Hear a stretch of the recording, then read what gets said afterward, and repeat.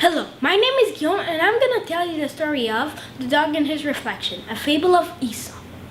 One day, a dog was walking through town when he passed a butcher shop. There was some delicious soup buns in the window. The dog's tail began to wag, his eyes grew as wide as his mouth. He began to pet with excitement. Quick as a flash, the dog rushed into the store, stole a bone, and tore off down the street. He went towards his home where he could gnaw the bone in peace and quiet. On the way, he crossed the bridge. As he looked down into the stream, he saw his reflection in the water. But he was sure it was another dog with a soup bone. He shouted, "Give me that bone too!" But as he opened his mouth, the bone fell into the stream and disappeared. The moral of the story is, if you are greedy and you want too much, you may lose what you already have. Hello, my name is Justin. I'm going to be presenting you the story of a handful of peanuts, a fable of Aesop. One day a small boy found a jar of peanuts. His eyes grew big. His mouth began to water. As he put his hand into the jar, his father said, "Just one handful, please. It's almost dinner time." So the boy grabbed the biggest handful he could. It was so big that he couldn't get his hand out of the jar. He pulled and pulled, but his hand was stuck. "Son," said father, "don't be so greedy. If you let go half of the nuts, you will be able to pull your hand out. Then you could have more later if you like." The boy did as his father said and enjoyed a tasty mouthful of peanuts. The moral of this story is, if you are greedy and try to take too much, you may end up with nothing.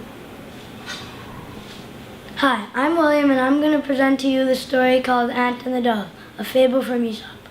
One day a thirsty ant was getting a drink in the river. She lost her balance and fell in. "Help! Somebody save me! I'm drowning!" she cried. A dove in a nearby tree heard Ant's calls and dropped a leaf down. The ant climbed onto the leaf and floated to the riverbank. Just then the ant saw a hunter aiming his bow and arrow at the dove. He quickly rushed over to the hunter and stung him on the foot. The hunter cried out in pain. The arrow missed the dove. The dove looked down at the ant and said, "Thank you for saving my life." The end. Hi, I'm Adam, and I'm going to tell you this story, What a Bargain, a story from Arabia. In Arabia long ago, there was a small tumble-down shack. There was a wife and husband. They had many ideas how to make money, but they never seemed to have any. One day, the husband said, Our house is our cottage is falling to pieces. We've got to find a way to fix it." The wife replied, "Oh, that's not a problem. You take our cow to market. She's worth at least 10 coins. I have some extra thread I can sell. Between the two of us, we'll make enough money." The husband agreed, and they set off to the market. Once there, the husband said, "Everybody, look at this awesome, amazing cow. She gives delicious milk. She's in the best health. You won't find a better cow anywhere. Who will give me 10 coins for her?" One of the men in the crowd said, "I'll bid 10. 11, shouted another. The man was amazed to see his cow such described in glowing terms, and to make people bid without hesitation. The husband said, "Oh, I can't give you my finest cow. She's my most prized possession." The man counted 15 and shouted, "15!" "Sold," said the salesman. The foolish man paid 50 coins for his own cow. The man hurried home to tell his wife the bargain he just got. So once there, the wife was there, and the husband said, "You won't believe the bargain I just got. I must tell you. First, I must tell you. Then we can decide who's more clever." The wife agreed and said, "Okay, fine. Go on if you must." I found a buyer for my thread. He was going to pay my full price, but he first wanted to test it. He wasn't satisfied with the weight he got, so he was about to back out of our deal, but as quick as a flash, I put my silver bracelet on the thread, and I told him to wait again. This time he was satisfied, and he paid my full price. He never noticed he took home my silver bracelet. So the husband told her the bargain he just got. Then the wife said, "If we put our braids together, we could solve any problem." The end. Hi, my name is Selwyn and I'm going to tell you a story called Tilly. There was once a girl named Tilly who loved to scare herself.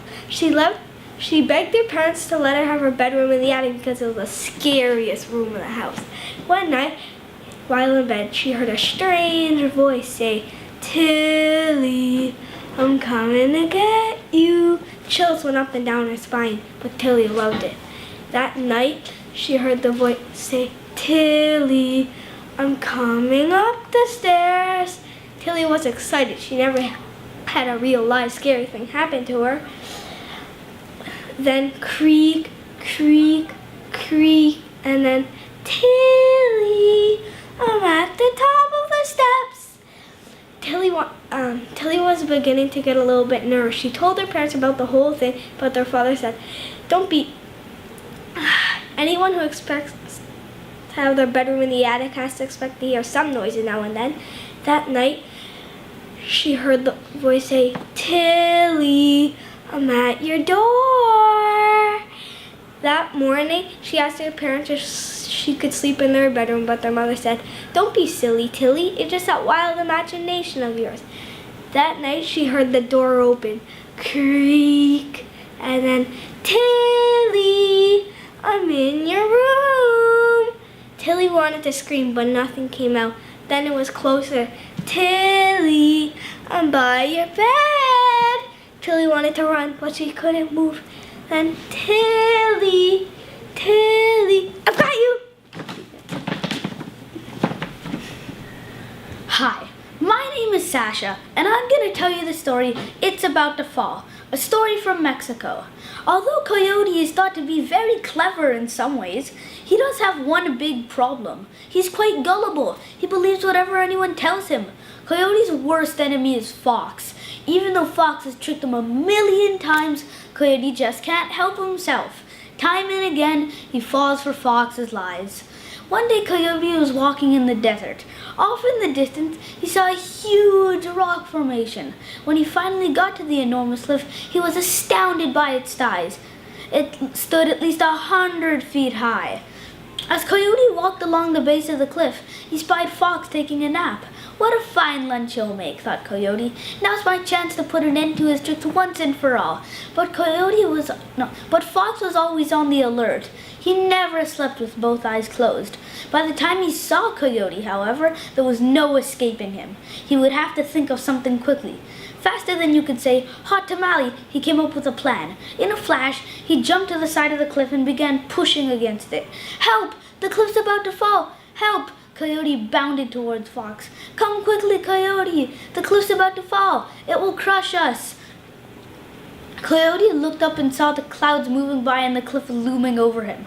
It made him feel a bit dizzy, but he was convinced that it was indeed about to fall. Quickly, he sprang into position beside Fox and began pushing against the cliff.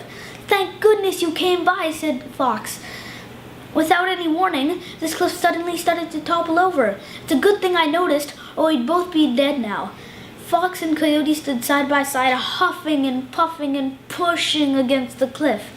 Eventually, Fox said, "If we don't get some help, we'll be here forever.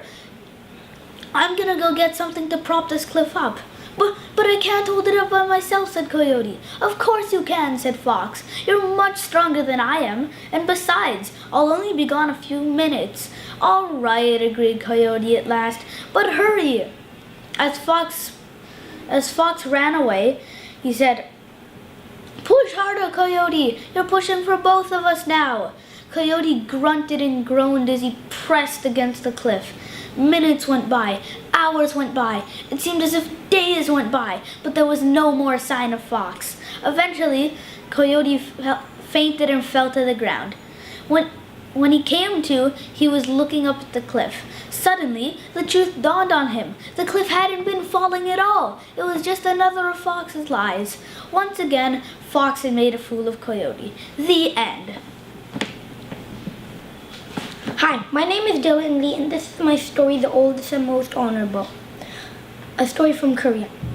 Long, long ago, so long ago that it was at the time when toad, deer, and rabbit were fond friends who loved to tell stories to each other. They were invited to a grand feast, and they began to argue over who was going to be the first to be served. "I am the oldest and most honorable," Deer announced, "so I should be the first to be served." "What? cried Rabbit, quite surprised. I was born long before you. Wait a minute, croaked Toad. I was born before the both of you combined. To settle our dispute, let's each tell a story to provide evidence of our old age. Well, Deer boasted, at the beginning of the world I was there to help place the stars into the sky. Ah, that's nothing, bragged Rabbit. You see, I planted the tree that was cut down to make the ladder that was used to nail the stars into place. As Toad listened, he began to weep and moan. What's wrong? Asked Deer and Rabbit. Just that. Your story made me think of my 3 sons. When each was a young child, they each planted a tree. The oldest one cut down his tree to make the hammer that was used to nail the stars into place. The second one cut down his tree to make the shovel that was used to dig the ditch where the Milky Way flows. The third one cut down his tree to make the mallet that was used to nail the sun and moon into place. Unfortunately, all 3 sons died long ago, and I can't think of them without crying. Deer and Rabbit had to admit that Toad was the oldest, so he was first to be served. Now, I admit that this story is true, and the one that and Toad's story is true. 'Cause if they aren't, well, they should be. Thank you. Hi, my name is Taj, and I'm gonna be presenting you the story of the Forgetful Donkey.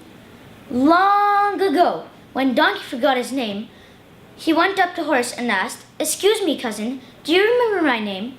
Horse could not believe his ears. He replied, "How can you forget your own name? It's Donkey." This happened over and over and over again.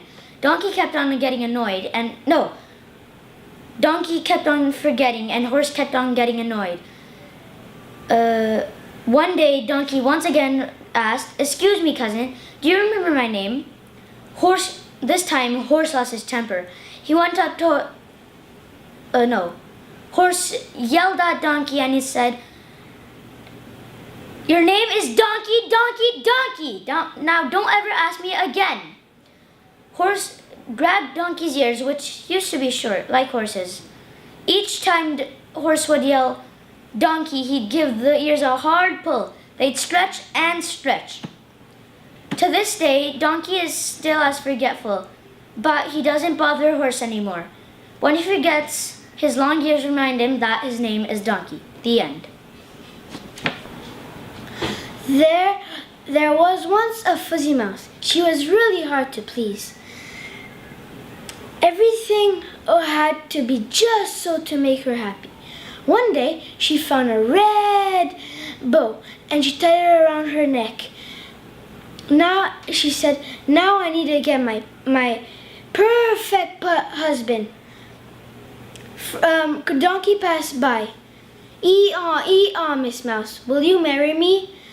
The fuzzy mouse turned up her nose and replied, "Me? Marry you? That will never do. You're much too smelly. I must find the perfect husband." Bear passed by and asked, "Brr, grr, Miss Mouse, will you marry me?" The fuzzy mouse turned up her nose and replied, "Me? Marry you? That will never do. You're much too hairy. I must find the perfect husband." Frog passed by and asked, "Ribbit, Ribbit, Miss Mouse, will you marry me?" The fuzzy mouse turned up her nose and replied, "Me? Marry you? That will never do. You're much too green. I must find the perfect husband." Cat had been watching the whole time. He put his finished suit and walked and asked, "Purr, purr, Miss Mouse, will you marry me?" The fuzzy mouse fell in love at first sight. "Me marry you? But of course, you are the perfect husband." They were married that just morning. When it was time for lunch, the fuzzy mouse asked, "How about some vegetable soup?"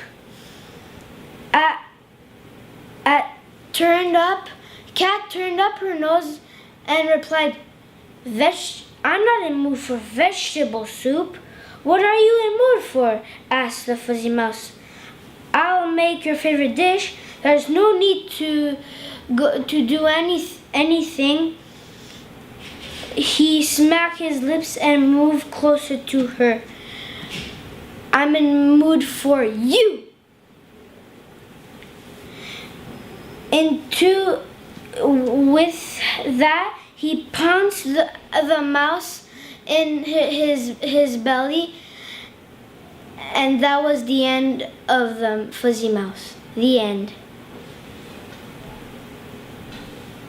Hi, my name is Gustav and I'm going to tell you the story of the mouse and the sausage, a story from France.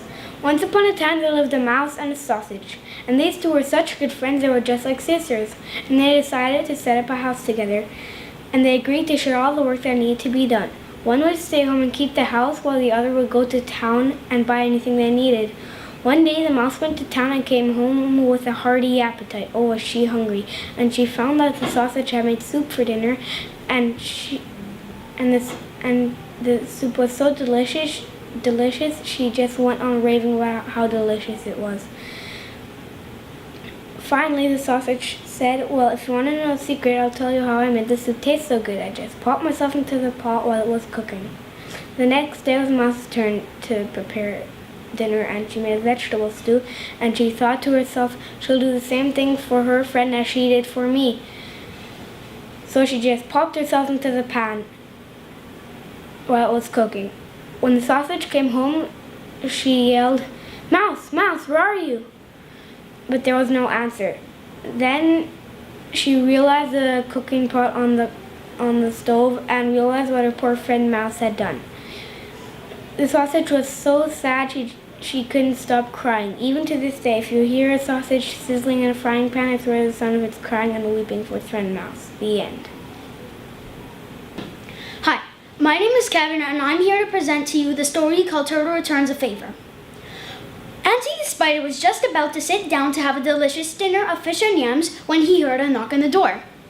When he opened it, he was most unhappy to find Turtle standing on his doorstep.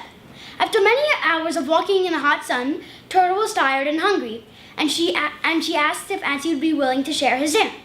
Auntie was not the sharing kind. Auntie wanted his dinner all to himself. Although he was very annoyed, it was the custom of his people to never turn a visitor away. So he put on a fake smile and said, "Well, hello, Turtle. What a surprise. I was just about to eat dinner.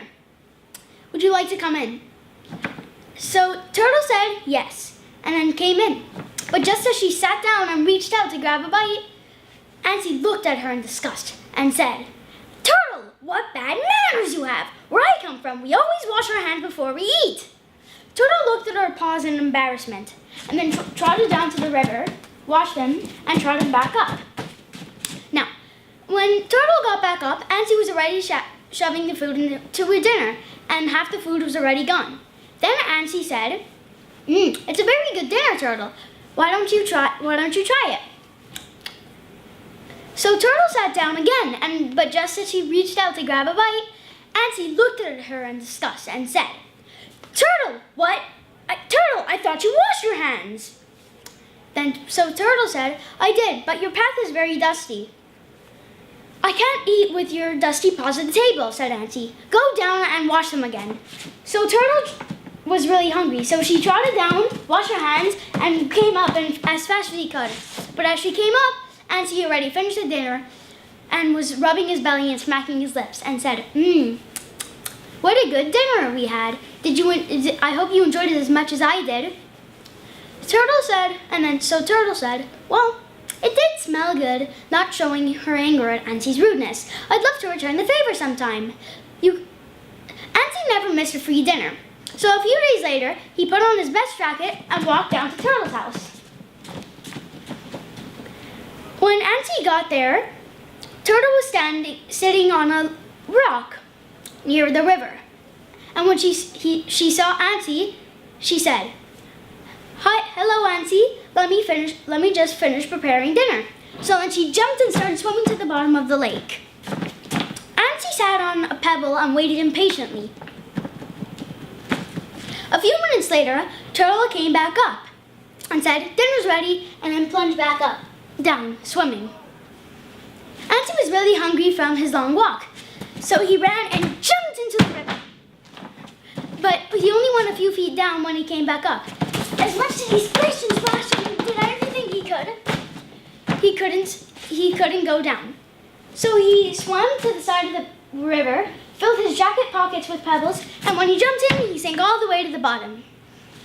When Ansi saw Turtle's table, he said it was the best feast he had ever seen.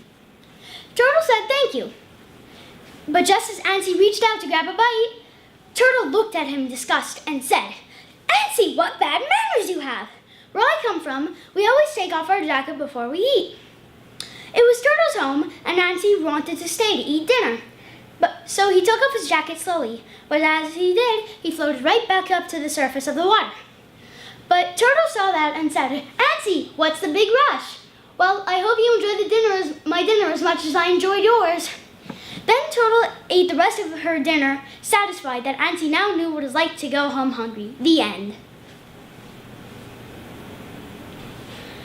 The Boy in the River. A hot summer day, a boy jumped in the river to cool off. Before long, the current pulled into the middle. He wasn't a good swimmer, and the water was over his head. He screamed, "Help! Help! Somebody save me before I drown!" A man passed by and heard the boy's cries. "What are you doing in the middle of the river?" yelled the man. "You should never go swimming alone. Next time, pay more attention to what you're doing." The boy cried, "Please stop scolding me and save me, or there won't be next time." The man realized the actors foolishly too. He jumped in the river and rescued the boy. The moral of the story is, when somebody's in trouble, you're supposed to help first, then teach a lesson. Why bats fly alone at night? Long ago, the birds and the animals were at war. They fought many times during one battle. On one battle, bat fought in the bird's side. Bat realized the birds might be loose, flew into tree, hung upside down. When the animals had won, Bat decided to go home with them. The lion said, "Bat, why you are coming with us? You were fighting against us." "Oh no," said Bat, "I wouldn't do that. I'm one of you. Did you ever see a bird with the teeth?" The animals agreed this was true.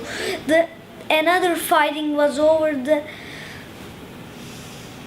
bat got under the log and waited until the fighting was finished. The birds had won, and the bat decided to go home with the birds. And the bat eagle said, "Wait a minute, you own one of our enemy." "Oh no, I saw you fighting in the bird's eye." "Oh no," said Bat, "you're wrong.